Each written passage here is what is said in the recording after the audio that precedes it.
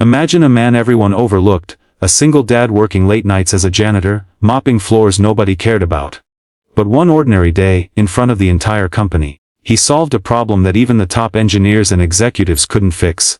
A problem worth over $100 million. What the CEO did next shocked the whole company, and changed this janitor's life forever.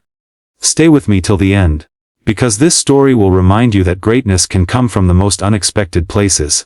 And before we dive in, don't forget to like this video and subscribe to Gentle Words for more heart-touching stories.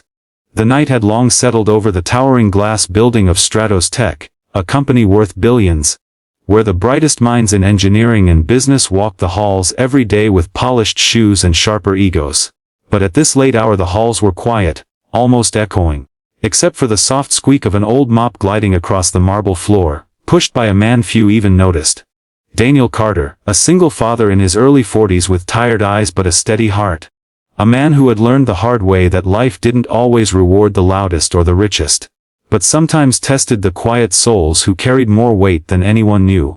He wore a faded uniform, his hair flecked with early grays, and though his hands were rough with calluses from years of labor, they were hands that once held dreams of being an engineer himself.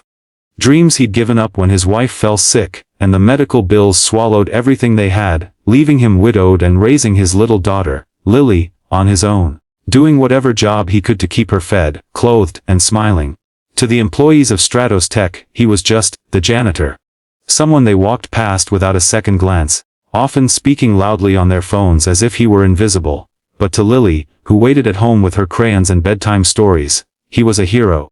And that thought alone gave Daniel the strength to carry his mop like a soldier carries a sword, even when the loneliness of the night pressed heavy on him. That evening, as he worked his way through the executive floor, he noticed a cluster of lights still burning in the glass-walled conference room at the far end, where the CEO himself, Richard Hale, sat surrounded by his top executives, engineers, and board members, their faces etched with stress and their voices rising in heated debate. Daniel had cleaned enough late nights to know this wasn't normal. Meetings this late usually meant trouble, and from the way papers were scattered, laptops open, and people pacing, it was clear something big was at stake. Daniel kept his head down, mopping quietly, but his ears couldn't help catching fragments of conversation. "The algorithm is broken," one engineer exclaimed, his voice sharp with panic. "If we don't find the error, the launch will fail." Another voice, this time from a board member, snapped, "Do you have any idea what's on the line? We've already invested $100 million in this system. If it crashes, we lose not just money but our reputation." The CEO, Richard, usually a man known for his calm authority, rubbed his forehead in frustration, his voice low but firm. "We've brought in the best consultants, the smartest coders, and no one has a solution. We launch in 48 hours. If we can't fix this, Stratos Tech collapses." Daniel's mop slowed as his chest tightened. $100 million. He couldn't even imagine that amount. Not when he had to count coins some weeks to make sure he could buy groceries. But what struck him wasn't the money. It was the problem itself. Because the terms they were throwing around, the equations scribbled across the whiteboard, they weren't unfamiliar to him. Long before janitorial work became his survival, Daniel had been a top student in mechanical and computer engineering. A mind filled with curiosity and talent. But after his wife's illness forced him to drop out of his program and work day and night, he had buried that part of himself, trading his dreams for diapers and hospital bills, until no one even knew he once carried equations in his head like second nature. But now, seeing their panic, hearing their words, something inside him stirred. The old part of him that could see patterns where others only saw chaos, that instinctively understood systems like others understood music or art. He bit his lip, forcing himself to look away, reminding himself that he was just the janitor, and people like him weren't meant to solve the problems of billion-dollar companies. Yet fate has a strange way of pushing people into the spotlight when they least expect it. As Daniel leaned down to wring his mop, a voice carried from the conference room into the hall. One of the younger engineers was pointing desperately at a formula on the board, insisting that the error had to be there, while another argued it was somewhere else entirely. Daniel, without thinking, whispered under his breath, "No. It's in the recursive loop. You're double counting the data set." He hadn't meant to say it out loud, but the words slipped, natural and undeniable, and to his horror, The room went silent for a moment, several heads turning toward the open door where he stood frozen, mop in hand, like a child caught where he shouldn't be. "What did you say?" The CEO's voice cut through the silence, sharp but curious. Daniel's throat went dry. He wanted to back away, to apologize and disappear into the shadows, but something about Richard Hale's eyes held him in place. I was just, sorry sir, I shouldn't have said anything," Daniel stammered, gripping his mop tighter. But Richard wasn't satisfied. "No," he said firmly, "repeat what you just said." Daniel swallowed hard, every instinct screaming at him to shut up, to keep his head down, but another voice, softer yet stronger, reminded him of Lily, reminded him of the countless nights she asked him, "Daddy, why don't people listen to you? You're so smart." And so, gathering a shaky breath, he said, "I think the problem isn't where they're looking. You're counting the data twice in the recursive loop. It creates an infinite cycle that corrupts the algorithm. If you bypass the secondary input and clean the loop, the system should stabilize." The room erupted with murmurs, half disbelief, half intrigue, engineers exchanging glances, some even scoffing.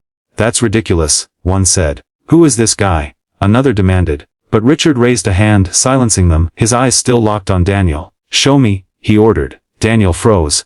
"Sir, I can't. I don't belong here. I'm just, you heard me?" Richard interrupted, his tone leaving no room for argument. "Show me." Slowly, with every eye in the room burning into him. Daniel set aside his mop and walked into the conference room, his heart hammering in his chest. He felt like an intruder in a world he'd once dreamed of but had long abandoned. Yet when he saw the screen full of tangled code, and the whiteboard scrawled with equations, something inside him clicked. The fog of years, of janitorial routines and suppressed knowledge, lifted, and the sharp clarity of his old self returned. His hands trembled as he pointed at the line of code. "Here," he said, his voice firmer now, "this loop is pulling from the same input twice. The system thinks it's receiving infinite data, so it keeps recalculating endlessly. If you isolate it and reroute the secondary pathway, the system won't crash under overload." The lead engineer frowned but typed in the adjustment skeptically, his fingers moving fast. For a moment the room was tense, breaths held, eyes glued to the screen as the program recalibrated. Then suddenly, the red error messages vanished, replaced by a stable green sequence. The system was fixed, gasps filled the room. "It worked," the engineer whispered in disbelief. Another clapped his hand to his forehead, muttering, "How did we miss that?" But all eyes eventually turned back to Daniel, the janitor who had walked in with a mop and, in seconds, solved the problem they had spent weeks and millions trying to fix. For a long moment, silence hung heavy, and Daniel felt his knees weaken under the weight of their stares. Then Richard Hale, the CEO, slowly rose to his feet, his expression unreadable. The room seemed to hold its breath as Richard walked toward Daniel, stopping only a step away. He extended his hand. "What's your name?" he asked quietly. Daniel hesitated, then shook it. "Daniel Carter," he said. Richard's grip was firm, his eyes thoughtful. Then, to everyone's shock, the powerful CEO smiled faintly and said, "Daniel Carter, tonight you just saved this company $100 million. The next morning, word of what had happened in the executive boardroom spread through Stratos Tech like wildfire.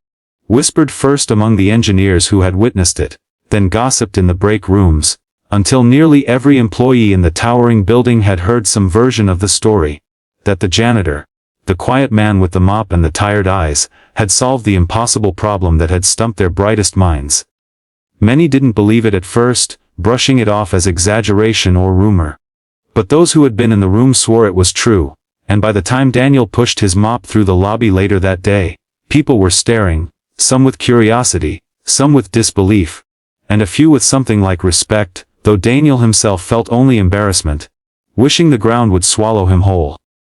He hadn't meant to step into their world. He hadn't meant to be noticed. All he wanted was to do his job, collect his modest paycheck, and go home to Lily. But fate, it seemed, had other plans. That afternoon, as Daniel was gathering supplies from the janitor's closet, a voice startled him. "Mr. Carter, the CEO wants to see you."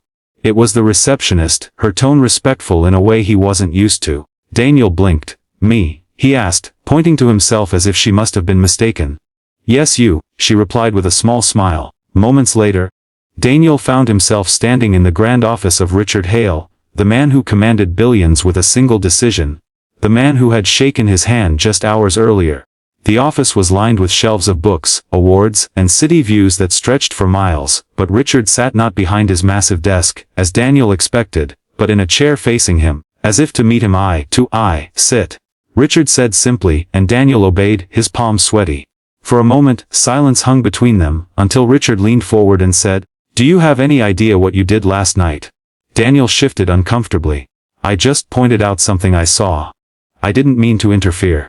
Richard's eyes sharpened. "Interfere? Daniel, you saved this company. You solved $100 million problem in seconds. My entire team of engineers missed it, you didn't." Daniel opened his mouth, then closed it, unsure what to say. He finally whispered, "I used to study engineering, before life got in the way." Richard's brow furrowed. "You're not just a janitor.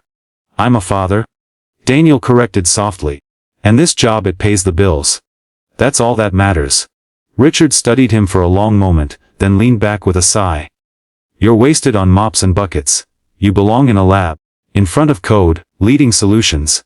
How would you feel about working here, not as a janitor, but as part of my team?" The words hit Daniel like a thunderclap, his heart racing at the offer. Yet fear tangled with hope. "Sir, I appreciate it, but I can't just walk into a job like that. I don't have a degree anymore. I don't have credentials. I haven't touched this field in years." Richard shook his head. "Credentials are paper. Talent is real. And you, Daniel, have it. What you did last night proves it." Daniel sat frozen, torn between disbelief and the flicker of a dream he thought had died forever. Then Lily's face flashed in his mind. Her innocent smile, her questions about why he never worked with computers like the books she found in their small apartment.